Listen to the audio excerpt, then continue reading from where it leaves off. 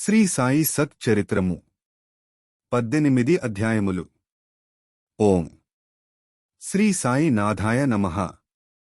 శ్రీ సాయి బాబా జీవిత చరిత్రము 18 అధ్యాయము.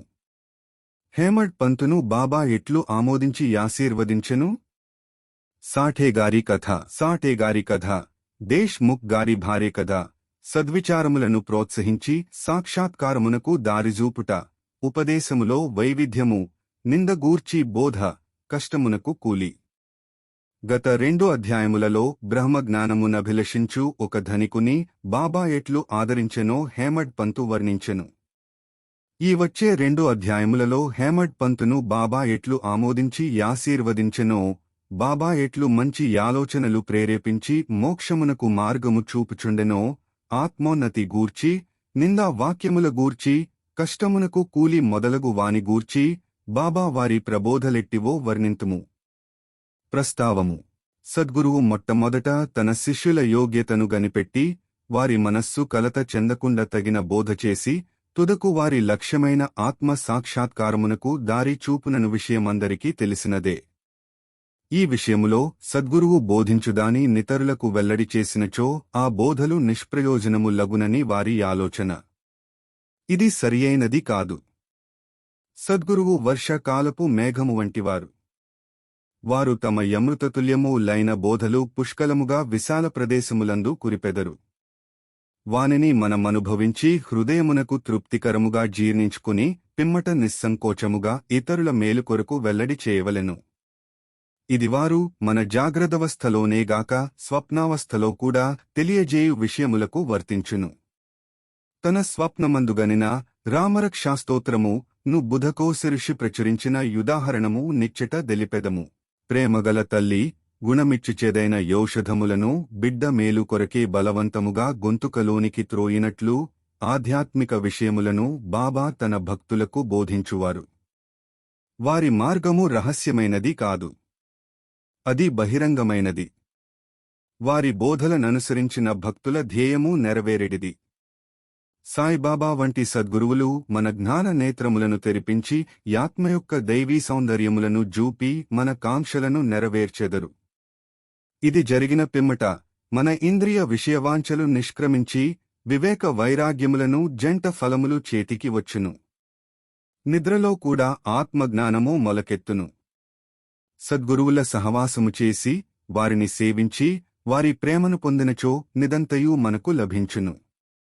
భక్తుల కోరికలు నెరవేర్చు భగవంతుడు మనకు తోడ్పడి మన కష్టములను బాధలను తొలగించి మనల సంతోషపెట్టును. ఈ అభివృద్ధి పూర్తిగా సద్గురువు సహాయము వలననే జరుగును. సద్గురువును భగవంతుని వలె కొలువవలెను. కాబట్టి మనము సద్గురువును వెదుకవలెను. వారి కథలను వినవలెను. వారి పాదములకు సాష్టాంగ నమస్కారము చేసి వారి సేవ చేయవలెను. ఇక ఈ అధ్యాయములోని ముఖ్య కథను ప్రారంభించెదము. సాఠేయనువాడు ఒకప్పుడు మిక్కిలి పలుకుబడి కలిగియుండెను. కాలాంతరమున వ్యాపారములో చాలా నష్టము పొందెను. ఇంక మరికొన్ని విషయము లతనిని చీకాకు పరచెను. అందుచే నతడు విచారగ్రస్తుడయ్యెను, విరక్తి చెందెను. మనస్సు చెడి చంచలమగుటచే నిల్లువిడచి చాలా దూరము పోవలేననుకొనెను. మానవుడు సాధారణముగా భగవంతుని గూర్చి చింతించడుగాని కష్టములు, నష్టములు, దుఃఖములు చుట్టుకొనినప్పుడు భగవంతుని ధ్యానము చేసి విముక్తి పొందుటకు ప్రార్థించును. వాని పాపకర్మలు ముగియువేళకు భగవంతుడు వానెనొక యోగీశ్వరునితో కలిసికొనుట సంభవింపజేయును. వారు తగిన సలహానిచ్చి వాని క్షేమమును జూచెదరు. సాఠేగారికి కూడా అట్టి అనుభవము కలిగెను. అతని స్నేహితులు షిరిడీకి వెళ్ళుమని సలహానిచ్చిరి. అచ్చట సాయిబాబాను దర్శించి అనేక మంది శాంతి పొందుచుండిరి. వారి కోరికలు గూడ నెరవేరుచుండెను. సాఠేగారికి ఇది నచ్చెను. వెంటనే 1917 సంవత్సరములో షిరిడీకి వచ్చెను. అచ్చట శాశ్వత బ్రహ్మవలే స్వయం ప్రకాశుడై నిర్మలుడు శుద్ధస్వరూపుడునగు సాయిబాబాను చూచిన యతనికి మనశ్చాంచల్యము తగ్గిపోయి శాంతి కలిగెను. వాని పూర్వజన్మ పుణ్యము వలన బాబా యొక్క పవిత్రమైన పాదసేవ లభించెను. అతడు గొప్ప మనోబలము గలవాడగుటచే వెంటనే గురుచరిత్ర పారాయణము మొదలుపెట్టెను. 7 రోజులలో చరిత్ర చదువుట పూర్తి కాగానే బాబా యానాడు రాత్రి అతనికొక దృష్టాంతమును చూపెను. అది ఇట్లుండెను. బాబా గురుచరిత్రము చేతిలో బట్టుకుని దానిలోని విషయములను ఎదుట కూర్చున్న సాఠేకు బోధించుచున్నట్లు అతడు దానిని శ్రద్ధగా వినుచున్నట్లు జూచెను. సాఠే నిద్రనుంచి లేచిన వెంటనే కలను జ్ఞాపకముంచుకునెను. మిగుల సంతసించెను. అజ్ఞానమనే నిద్రలో గుద్దుపెట్టి నిద్రపోవుచున్న తన వంటి వారిని లేపి గురుచరితామృతమును రుచి చూపుట బాబా యొక్క దయార్ద్ర హృదయమే గదా యనుకునెను. ఆ మరుసటిదిన మాదృశ్యమును కాకాసాహెబు దీక్షితుకు తెలియజేసి దాని భావమేమై యుండునో సాయిబాబా నడిగి తెలిసికొనుమనెను. 1 సప్తాహము చాలునో లేక ఇంకొక సప్తాహము చేయవలెనో కనుగొనుమనెను. సమయము దొరికినప్పుడు కాకా సాహెబు బాబాను ఇట్లడిగెను. ఓ దేవా! ఈ దృశ్యము వలన సాఠేకు ఏమని చెప్ప నిశ్చయించితివి? అతడూర కొనవలెనా లేక ఇంకొక సప్తాహము చేయవలెనా? అతడు అమాయక భక్తుడు. అతని కోరిక నెరవేర్చవలెను. అతనికి దృష్టాంతార్థమును బోధించవలెను. వాని నాశీర్వదింపు దనిన బాబా అతడు గురుచరిత్ర నింకొక సప్తాహము పారాయణ చేయవలెను. ఆ గ్రంథమునే జాగ్రత్తగా పఠించినచో నాతడు పావనుడగును, మేలు పొందగలడు. భగవంతుడు ప్రీతి చెంది వానిని ప్రపంచబంధముల నుండి తప్పించును అనెను. మా పాపాల తొలగించు దీపాల నీవే వెలిగించినావయ్యా, మమ్ము కరుణించినావయ్యా. జన్మ జన్మాల పుణ్యాల పంటల్లే నిన్ను దర్శించినామయ్యా, మేము తరించినామయ్యా. మా పాపాల తొలగించు దీపాల నీవే వెలిగించినావయ్యా, మమ్ము కరుణించినావయ్యా. జన్మ జన్మాల పుణ్యాల పంటల్లే నిన్ను దర్శించినామయ్యా, మేము తరించినామయ్యా. ఆ సమయమున హేమడ్ పంతు అచ్చట నుండి బాబా కాళ్ల నొత్తుచుండెను. బాబా పలుకులు విని యతడు తన మనస్సులో నిట్లను కొనెను. సాటే యొక్క వారమే పారాయణ చేసి ఫలితమును పొందెనా? నేను 40 సంవత్సరముల నుంచి పారాయణ చేయుచున్నానుగాని నాకు ఫలితము లేదా? అతడిక్కడ 7 దినములు మాత్రమే నివసించెను. నేను 7 సంవత్సరముల నుంచి యున్నాను.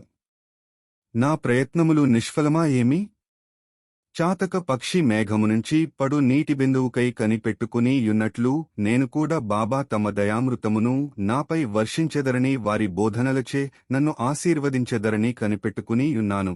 ఈ ఆలోచన వాని మనస్సులో మెదలిన వెంటనే బాబా దానిని గ్రహించెను. భక్తుల మనస్సులో నుండెడి యాలోచనలన్నీయు బాబా గ్రహించెడివారు.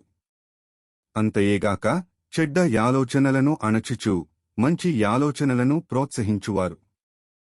హేమడ్ పంతు మనస్సును గనిపెట్టి బాబా వానిని వెంటనే లేపి శ్యామా వద్దకు పోయి అతని వద్ద 15 రూపాయలు దక్షిణ తీసుకుని అతనితో కొంతసేపు మాట్లాడిన పిమ్మట రమ్మనెను. బాబా మనస్సున కారుణ్యోదయమయ్యెను. కాన వారిట్లాజ్ఞాపించిరి. బాబా యాజ్ఞను జవదాట గలవారెవరు? హేమడ్ పంతు వెంటనే మసీదు విడచి శ్యామా గృహమునకు వచ్చెను. అప్పుడే అతడు స్నానము చేసి దోవతి కట్టుకునుచుండెను. అతడు బయటకు వచ్చి హేమడ్ పంతు నిట్లడిగెను. మధ్యాహ్న హారతి సమయమందు మీరిక్కడ ఏలయున్నారు? మీరు మసీదు నుండి వచ్చుచున్నట్లున్నదే. మీరేల చీకాకుతో చంచలముగానున్నారు? మీరొంటరిగా వచ్చినారెలా? కొంతసేపు కూర్చుని విశ్రాంతి చెందుడు. నా పూజను ముగించి వచ్చెదను. ఈలోగా తాంబూలము వేసుకొనుడు. పిమ్మట సంతోషముగా కొంతసేపు కూర్చుని మాట్లాడెదము ఇట్లనుచూ నతడు లోపలికి పోయెను. హేమడ్ పంతు ముందర వసారాలో గూర్చోనెను. కిటికీలో నాదభాగవత మను ప్రసిద్ధ మరాఠీ గ్రంథముండెను. ఇది భాగవతములోని ఏకాదశ స్కంధమునకు ఏకనాథుడు వ్రాసిన వ్యాఖ్యానము. సాయిబాబా సిఫారసు చేయుటచే బాపుసాహెబు దీక్షితు ప్రతిదినము షిరిడీలో భగవద్గీత, దాని మరాఠీ వ్యాఖ్యానము, భావార్థ దీపిక లేదా జ్ఞానేశ్వరి, శ్రీకృష్ణునకు అతని సేవకుడగు ఉద్ధవునకు జరిగిన సంభాషణారూపమైన ఏకనాథ భాగవతమును మరియు భావార్థ రామాయణమును నిత్యము చదువుచుండెడివాడు. భక్తులు వచ్చి బాబాను ప్రశ్నలు వేయినప్పుడు బాబా కొంతవరకు జవాబిచ్చి అటుపైన వారిని ఆ గ్రంథముల పారాయణ వినుమని పంపుచుండెను. ఈ గ్రంథములే భాగవత ధర్మములోని ముఖ్య గ్రంథములు. భక్తులు పోయి విననప్పుడు వారి ప్రశ్నలకు సంతృప్తికర సమాధానములు లభించుచుండెను. హేమడ్ పంతు కూడా నిత్యము నాదభాగవతమును పారాయణము చేయువాడు. ఆ దినము నిత్యము చదువు భాగము పూర్తి చేయకయే కొందరు భక్తులతో కలసి మసీదుకు పోయెను. శ్యామ ఇంటి కిటికీలోనున్న నాదభాగవతము తీయగా తానానాడు పూర్తి చేయని భాగము తెరుచుకునెను.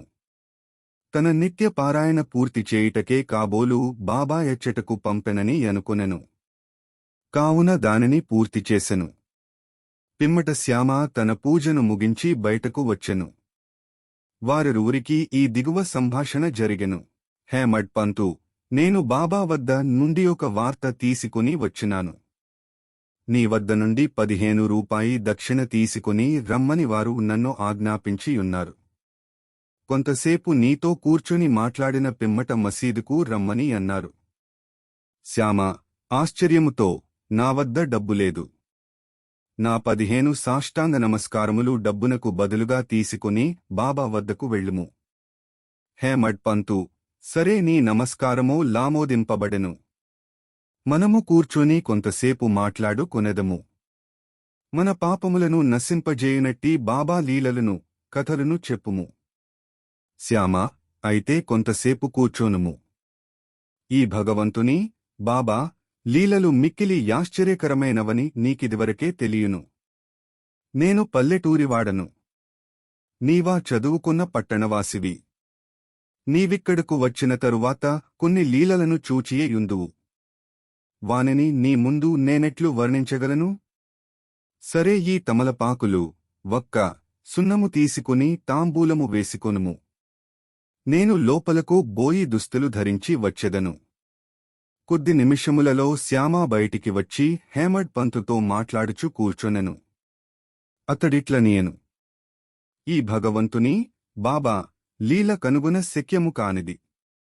వారి లీలల కంతులేదు. వాని నెవరు గమనించగలరు? వారి లీలలతో వినోదించున్నట్లగు పడినను వారు వానినంటున్నట్లు కాన్పించరు. మావంటి జానపదులకేమి తెలియను? బాబాయే ఈ కథలనెందుకు చెప్పరాదు? మీవంటి పండితులను మూర్ఖుని వద్ద కేల పంపుచున్నారు. వారి మార్గములు ఊహింపరానివి. అవి మానవుల చేష్టలు కావని చెప్పగలను. ఈ యుపోద్ధాతముతో శ్యామ ఇట్లనెను. నాకొక కథ జ్ఞాపకమునకు వచ్చుచున్నది. అది నీకు చెప్పెదను. నాకది స్వయముగా తెలియను. భక్తుడెంత మనోనిశ్చయముతో పట్టుదలతో నుండునో బాబా ఎంత త్వరగా సహాయపడును. ఒక్కొక్కప్పుడు బాబా భక్తులను కఠిన పరీక్ష చేసిన పిమ్మట వారికి ఉపదేశము నిచ్చును. ఇచ్చట ఉపదేశమనగా నిర్దేశనము. ఉపదేశమను మాట విన్నతోడనే హేమడ్ పంతు మనస్సులో నొక స్మృతి తడుక్కుమనెను. వెంటనే సాఠేగారి గురుచరిత్ర పారాయణము జ్ఞప్తికి వచ్చెను. తన మనస్సునకు శాంతి కలిగించు నిమిత్తము బాబా తన నచ్చటకు పంపియుండు ననుకొనెను. అయినప్పటికీ ఈ భావము ననచుకుని శ్యామ చెప్పు కథలను వినుటకు సిద్ధపడెను. ఆ కథలన్నీయు బాబాకు తన భక్తులందెట్టి దయాదాక్షిణ్యములు గలవో తెలుపును. వానిని వినగా హేమడ్ పంతుకు ఒక విధమైన సంతోషము కలిగెను. శ్యామ ఈ దిగువ కథను చెప్పదొడంగెను. శ్రీమతి రాధాబాయి దేశ్ముఖ్. రాధాబాయి యను ముసలమ్మయుండెను. ఆమె ఖాసాభా దేశ్ముఖ్ తల్లి. బాబా ప్రఖ్యాతి విని ఆమె సంగమనేరు గ్రామ ప్రజలతో కలసి షిరిడీకి వచ్చెను. బాబాను దర్శించి మిక్కిలి తృప్తి చెందెను. ఆమె బాబాను గాఢముగా ప్రేమించెను. బాబాను తన గురువుగా చేసుకుని ఏదైనా యుపదేశమును పొందవలెనని మనోనిశ్చయము చేసుకొనెను. ఆమెకింకేమియూ తెలియకుండెను. బాబా యామెను ఆమోదించక మంత్రోపదేశము చేయనిచో నుపవాసముండి చచ్చెదనని మనోనిశ్చయము చేసుకొనెను. ఆమె తన బసలోనే యుండి భోజనము, నీరు 3 దినముల వరకు మానివేశెను. ఆమె పట్టుదలకు నేను, శ్యామ, భయపడి ఆమె పక్షమున బాబాతో నిట్లంటిని. దేవా, మీరేమి ప్రారంభించితిరి? నీవనేకమంది నిచ్చెటకు ఈడ్చెదవు. ఆ ముదుసలిని నీ వెరిగియే యుందువు. ఆమె మిక్కిలి పట్టుదల గలది. ఆమె నీపైన ఆధారపడియున్నది. నీవు ఆమె నామోదించి ఉపదేశమిచ్చినంతవరకామె ఇట్లు చేయనున్నది. ఏమైనా హాని జరిగినచో ప్రజలు నిన్నే నిందించెదరు. నీవు తగిన ఆదేశమివ్వకపోవుటచే ఆమె చచ్చినదని లోకులనెదరు. కాబట్టి యామెను కరుణించుము, ఆశీర్వదించుము, తగిన సలహా ఇమ్ము. ఆమె మనోనిశ్చయమును జూచి బాబా యామెను బిలిపించి ఈ క్రింది విధముగా బోధించి యామె మనస్సును మార్చెను. పసిపాప మనసున్న ప్రతి మనిషిలోనూ పరమాత్ముడున్నాడని, వాడు పరిశుద్ధుడవుతాడని, గోళీల ఆటల్లో కొండంత సత్యం చాటావు ఓ సాయి, మమ్ము సాకావు మా సాయి. వాసనలు వేరైన వర్ణాలు ఎన్నైన పూలన్నీ ఒకటంటివి, నిన్ను పూజించ తగునంటివి. మా తడిలేని హృదయాల దయతోటి తడిపి కలుపుల్ని తీసేస్తివి, మాలో కలతల్ని మాపేస్తివి. ఓ తల్లి, అనవసరమైన యాతనకేల పాల్పడి చావును కోరుచున్నావు? నీవు నిజముగా నా తల్లివి, నేను నీ బిడ్డను. నాయందు కనికరించి నేను చెప్పునది పూర్తిగా వినుము. నీకు నా వృత్తాంతమును చెప్పెదను. నీవు దానిని బాగా విననచో నీకది మేలు చేయును. నాకొక గురువుండెను. వారు గొప్ప యోగీశ్వరులు, మిక్కిలి దయార్ద్ర హృదయులు. వారికి చాలా కాలము శుశ్రూష చేసితిని. కాని నా చెవిలో వారే మంత్రము నూదలేదు. వారిని విడుచు తలపే లేకుండెను. వారితోనే యుండుటకు, వారి సేవ చేయుటకు, వారి వద్ద కొన్ని ఉపదేశములను గ్రహించుటకు నిశ్చయించుకొంటిని. కాని వారి మార్గము వారిది. వారు నా తల కొరిగించిరి, 2 పైసలు దక్షిణ ఎడిగిరి. వెంటనే ఇచ్చితిని, మీ గురువుగారు పూర్ణకాములైనచో వారు మిమ్ములను దక్షిణ ఎడుగనేలా? వారు నిష్కాములని ఎట్లనిపించుకొందురు అని మీరెడుగవచ్చును. దానికి సమాధానము సూటిగా చెప్పగలను. వారు డబ్బును లక్ష్యపెట్టేవారు కారు. ధనముతో వారు చేయునదేమున్నది? వారు కోరిన 2 కాసులు 1, దృఢమైన విశ్వాసము 2, ఓపిక లేదా సహనము. నేనీ 2 కాసులను లేదా వస్తువులను వారికర్పించితిని, వారు సంతోషించిరి. నా గురువును 12 సంవత్సరములు ఆశ్రయించితిని. వారు నన్ను పెంచిరి. భోజనమునకుగాని వస్త్రమునకుగాని నాకు లోటు లేకుండెను. వారు పరిపూర్ణులు. వారిది ప్రేమావతారమని చెప్పవచ్చును. నేను దాని నెట్లు వర్ణించగలను? వారు నన్ను మిక్కిలి ప్రేమించెడివారు. ఆ విధమైన గురువేయుండరు. నేను వారిని జూచినప్పుడు వారు గొప్ప ధ్యానములోనున్నట్లు గనుపించుచుండిరి. మేమిద్దరమానందములో మునిగిడివారము. రాత్రింబవళ్ళు నిద్రాహారములు లేక నేను వారివైపు దృష్టినిగిచ్చితిని. వారిని చూడనిచో నాకు శాంతి లేకుండెను. వారి ధ్యానము వారి సేవ తప్ప నాకింకొకటి లేకుండెను. వారే నా యాశ్రయము. నా మనస్సు ఎల్లప్పుడూ వారి ఇందే నాటుకుని యుండెడిది. ఇదియే 1 పైసా దక్షిణ. సాబూరి, ఓపిక ఎనునది 2వ పైసా. నేను మిక్కిలి యోరిమితో చాలకాలము కనిపెట్టుకుని వారి సేవ చేసితిని. ఈ ప్రపంచమనే సాగరమును ఓపిక ఎను ఓడ నిన్ను సురక్షితముగా దాటించును. సాబూరి ఎనునది పురుషలక్షణము. అది పాపములన్నిటిని తొలగించి భయమును పారద్రోలును. అనేక విధముల అవాంతరములు తొలగించి భయమును పారద్రోలును. తుదకు జయమును కలుగజేయును. సాబూరి ఎనునది సుగుణములకు గణి, మంచి యాలోచనకు తోడువంటిది. నిష్ఠ, నమ్మకము, సాబూరి, ఓపిక, అన్యోన్యముగా ప్రేమించు అక్క చెల్లెండ్ర వంటివారు. నా గురువు నానుండి ఇతర మేమియు నాశించియుండలేదు. వారు నన్ను ఉపేక్షింపక సర్వకాల సర్వావస్థలయందు కాపాడుచుండెడివారు. నేను వారితో కలసియుండెడివాడను. ఒక్కొక్కప్పుడు వారిని విడిచియుండినను వారి ప్రేమకు ఎన్నడునూ లోటు కలుగలేదు. వారు తమ దృష్టిచేతనే నన్ను కాపాడుచుండెడివారు.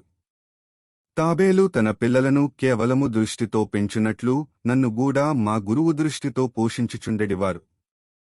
తల్లి తాబేలు ఒక యొడ్డున నుండును. బిడ్డ తాబేలు రెండవ యొడ్డున ఉండును. తల్లి తాబేలు పిల్ల తాబేలుకు ఆహారము పెట్టుటగాని పాలిచ్చుటగాని చేయదు. తల్లి పిల్లలపై దృష్టిని పోనిచ్చును. పిల్లలెదిగి పెద్దది యగును. అట్లనే మా గురువుగారు తమ దృష్టిని నాయందు నిలిపి నన్ను ప్రేమతో గాపాడిరి. ఓ తల్లి, నా గురువు నాకు మంత్రమేమియూ నుపదేశించలేదు.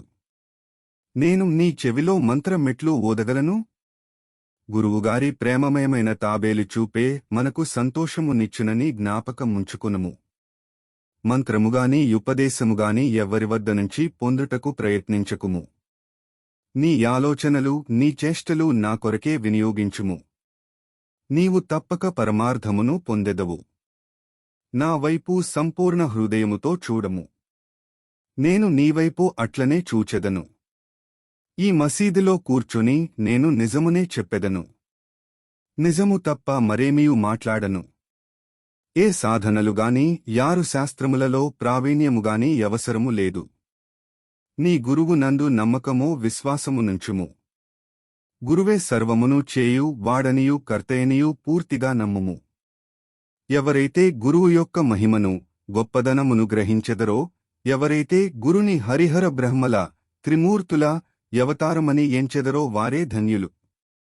ఈ ప్రకారముగా ఉపదేశించి బాబా యాముసలమ్మను ఒప్పించెను. ఆమె బాబాకు నమస్కరించి యుపవాసమును వదులుకునెను.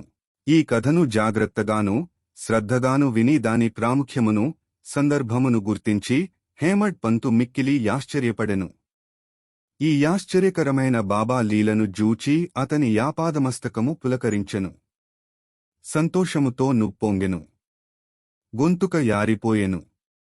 ఒక్క మాటైన మాట్లాడుటకు చేతకాకుండెను. శ్యామ అతని నీ స్థితిలో జూచి ఏమి జరిగినది, ఏల యూరకున్నవు? అట్టి బాబా లీలలు నీకెన్ని వర్ణింపవలెను అని అడిగెను. అదే సమయమందు మసీదులో గంట మ్రోగెను. మధ్యాహ్న హారతి పూజ ప్రారంభమయ్యెనని గ్రహించిరి. కనుక శ్యామ హేమాడ్ పంతు మసీదుకు త్వరగా పోయిరి. బాపుసాహెబు జోగు అప్పుడే హారతి ప్రారంభించెను. స్త్రీలు మసీదు నిండిరి. దిగువ ఖాళీ జాగాలో పురుషులు నిండిరి. అందరూ భాజాభజంత్రీలతో నొకే వరుసతో హారతి పాడుచుండిరి. బాబాకు కుడివైపు శ్యామ, ముందర హేమాడ్ పంతు కూర్చోనిరి. వారిని జూచి బాబా హేమాడ్ పంతుకు శ్యామ ఇచ్చిన దక్షిణ నిమ్మనెను. శ్యామ రూపాయలకు బదులు నమస్కారముల నిచ్చెదననియు శ్యామ ప్రత్యక్షముగా గలడు కనుక అడుగవచ్చుననెను. బాబా ఇట్లనెను, సరే, మీరిద్దరు కొంతసేపు మాట్లాడితిరా? అట్లయినచో మీరేమి మాట్లాడితిరో చెప్పుము. గంటల చప్పుడును మద్దెల శబ్దమును పాటల ధ్వనిని లెక్కించక హేమడ్ పంతు బాబాకు జరిగిన దంతయు చెప్పుటకు ఆతురపడెను. తాము ముచ్చటించిన దంతయు చాలా ఆనందము కలుగజేసినదనియు ముఖ్యముగా ముసలమ్మ కథ మిక్కిలి యాశ్చర్యము కలుగజేసినదనియు దానిని విని బాబా లీలలు అగోచరమని తెలిసికొంటిననియు ఆ కథ రూపముతో తనను బాబా ఆశీర్వదించరని హేమడ్ పంతు చెప్పెను. అప్పుడు బాబా ఇట్లనియే, కథ చాలా అద్భుతమైనది. నీవెట్లు ఆనందించితివి? నాకా విషయమై వివరములనియు చెప్పుము. అప్పుడు హేమాడ్ పంతు తానింతకు ముందు విన్న కథను పూర్తిగా బాబాకు వినిపించి యది తన మనమునందు శాశ్వత ప్రభావమును కలిగించినదని చెప్పెను. ఇది విని బాబా మిగుల సంతసించెను. ఆ కథ నీకు నచ్చినదా? దాని ప్రాముఖ్యమును నీవు గుర్తించితివా అని బాబా హేమాడ్ పంతు నడిగెను. అవును బాబా, నా మనశ్చాంచల్యము నిష్క్రమించినది. నాకు నిజమైన శాంతి విశ్రాంతి కలిగినది. సత్య మార్గమును కనుగొనగలిగితిని అని హేమాడ్ పంతు బదులిచ్చెను. బాబా ఇట్లు చెప్పెను, నా పద్ధతి మిక్కిలి విశిష్టమైనది. ఈ ఒక్క కథను జ్ఞప్తి అందించుకొనుము. అది మిక్కిలి ఉపయోగించును. ఆత్మసాక్షాత్కారమునకు ధ్యానమవసరము. దాని నలవరచూ కొన్నచో వృత్తులన్నీయును శాంతించును. కోరికలన్నీయు విడచి నిష్కామివై నీవు సమస్త జీవరాశియందుగల భగవంతుని ధ్యానింపుము. మనస్సు ఏకాగ్రమైనచో లక్ష్యము నెరవేరును. సదా నా నిరాకార స్వభావమును ధ్యానించినాదియే జ్ఞానస్వరూపము, చైతన్యము, ఆనందము. మీరిది చేయలేనిచో మీరు రాత్రింబవళ్ళు చూచుచున్న నా యాకారమును ధ్యానించుడు. మీరిట్లు కొన్నాళ్లు చేయగా మీ వృత్తులు కేంద్రీకృతమగును. ధ్యాత, ధ్యానము, ధ్యేయము అను మూడింటికి గల భేదము పోయి ధ్యానించువాడు చైతన్యముతో నైక్యమై బ్రహ్మముతో నభిన్నమగును. తల్లి తాబేలు నదికి ఒక యొడ్డున నుండును. దాని పిల్ల లింకొక యొడ్డున నుండును. వానికి పాలిచ్చుటగాని పొదువుకొనుటగాని చేయదు. దాని చూపు మాత్రమే వానికి జీవశక్తినిచ్చుచున్నది. చిన్న తాబేళ్లు ఏమీ చేయక తల్లిని జ్ఞాపకముంచుకొనును. తల్లి తాబేలు చూపు చిన్నవానికి యమృతధారవలే పనిచేయును. అదియే వాని బ్రతుకునకు సంతోషమునకాధారము. గురువునకు శిష్యునకు గల సంబంధము ఇట్టిదే. బాబా ఈ మాటలు పూర్తి చేయుసరికి హారతి పూర్తి ఆయను. అందరూ శ్రీ సచ్చిదానంద సద్గురు సాయినాథ్ మహారాజ్ కీ జై యని కేకపెట్టిరి. ఓ ప్రియమైన చదువరులారా, ఈ సమయమందు మనము కూడా మసీదులోని గుంపులో కలిసి యున్నట్లు భావించి మనము కూడా జయజయ ధ్వనులతో పాల్గొందుము. హారతి పూర్తి కాగానే ప్రసాదము పంచిపెట్టిరి. బాబాకు నమస్కరించి బాపుసాహెబు జోగ్ బాబా చేతిలో కలకండ ముక్కను పెట్టెను. బాబా దానినంతను హేమాడ్ పంతు చేతిలో పెట్టి ఇట్లనెను: ఈ కథను నీవు మనసుకు పట్టించుకుని జ్ఞప్తియందుంచుకొనినచో నీ స్థితి కలకండ వలె తీయగా నుండును. నీ కోరికల నీవు నెరవేరును. నీవు సుఖముగా నుండువు. హేమాడ్ పంతు బాబాకు సాష్టాంగ నమస్కారము చేసి ఇట్లు ఎల్లప్పుడూ నాకు మేలు చేయుము, ఆశీర్వదించుము, కాపాడుము అని బతిమాలెను. అందుకు బాబా ఇట్లు జవాబిచ్చెను: ఈ కథను వినుము. దీనిని మననము చేయుము. ఇది ధ్యానము చేయుము. అట్లయనచో నీవు భగవంతుని ఎల్లప్పుడూ జ్ఞప్తి అందించుకుని ధ్యానించెదవు. భగవంతుడు నీ ముందర ప్రత్యక్షమగను.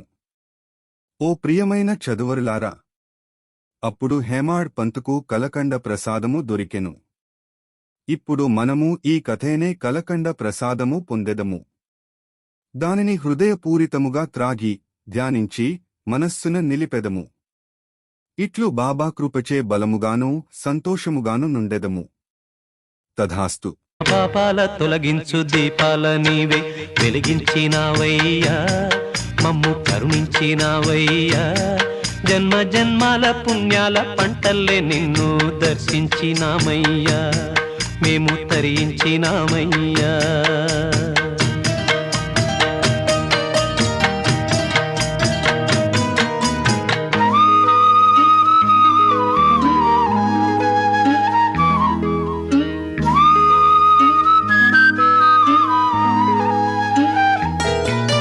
పెడుతుంటే పెరిగేది ప్రేమన్న అన్నం, మిగిలేది ఈ పుణ్యం, ఇచ్చు మేలైన పై జన్మం.